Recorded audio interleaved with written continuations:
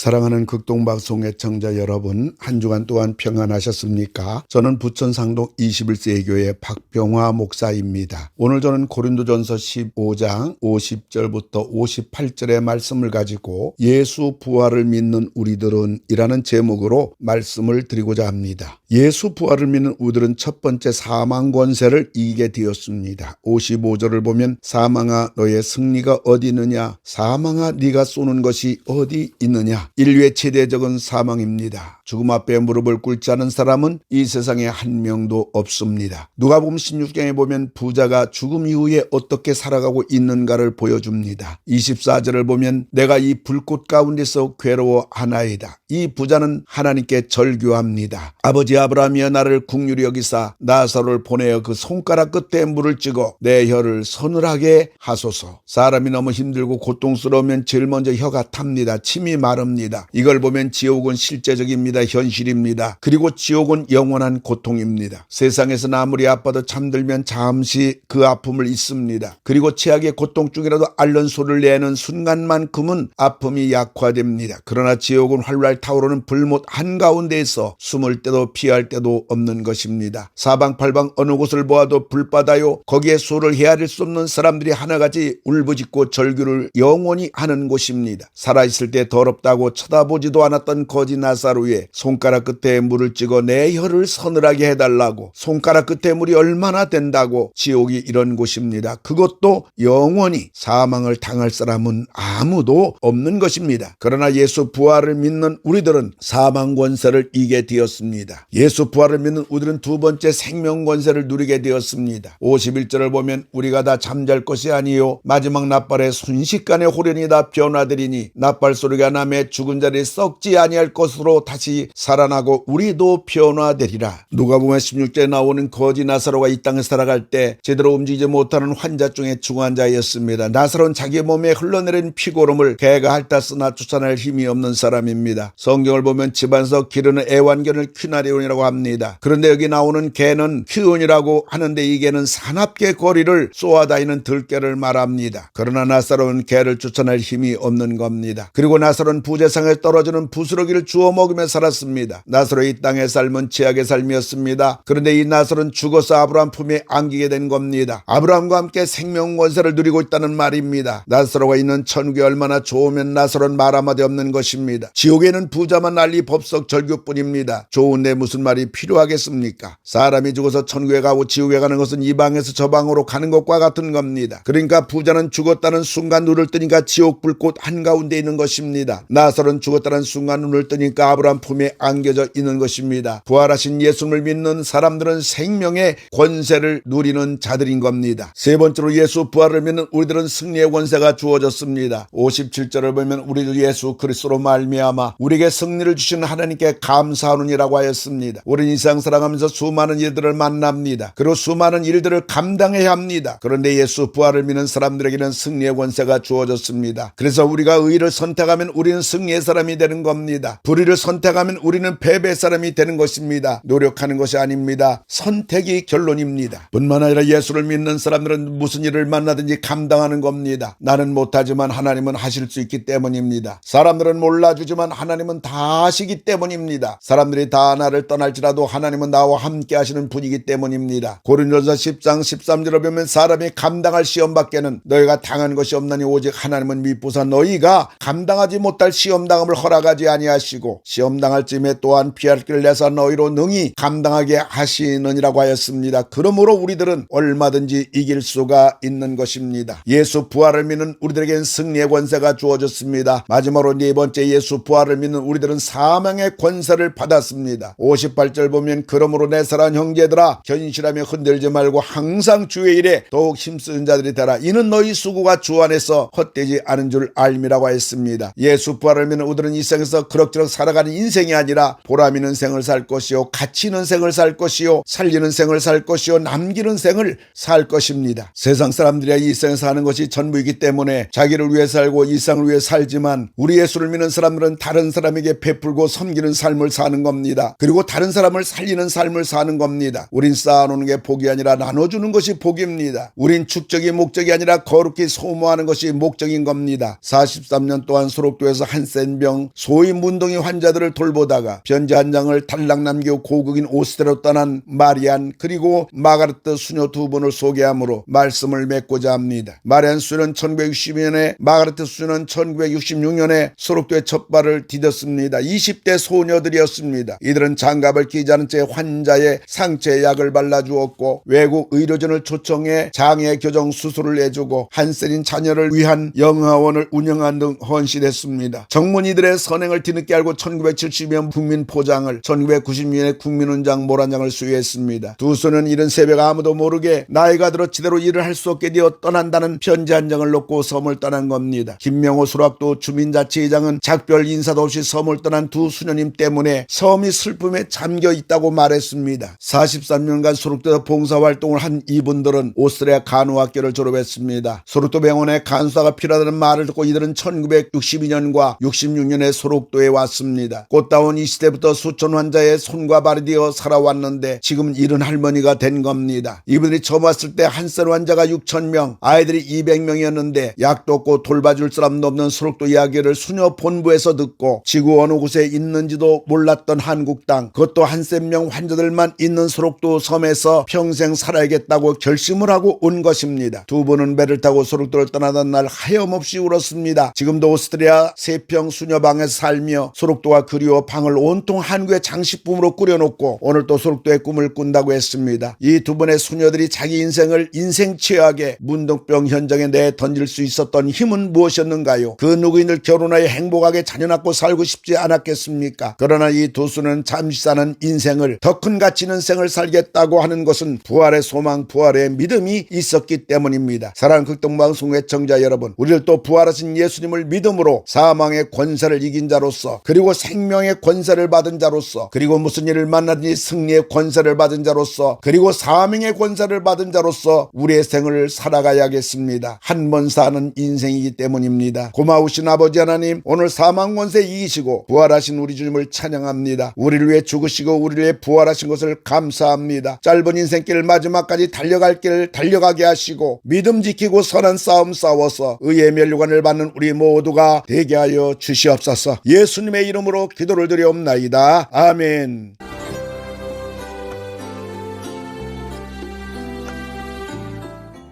내가 매일 기쁘게 지금까지 부천 상동 21세기 교회 박병화 목사님께서 말씀 전하셨습니다. 오늘 말씀 들으시고 신앙생활에 도움받기 원하시는 분은 지역번호 032-245-1004 245국의 1004번 부천 상동 21세기 교회로 전화하시기 바랍니다.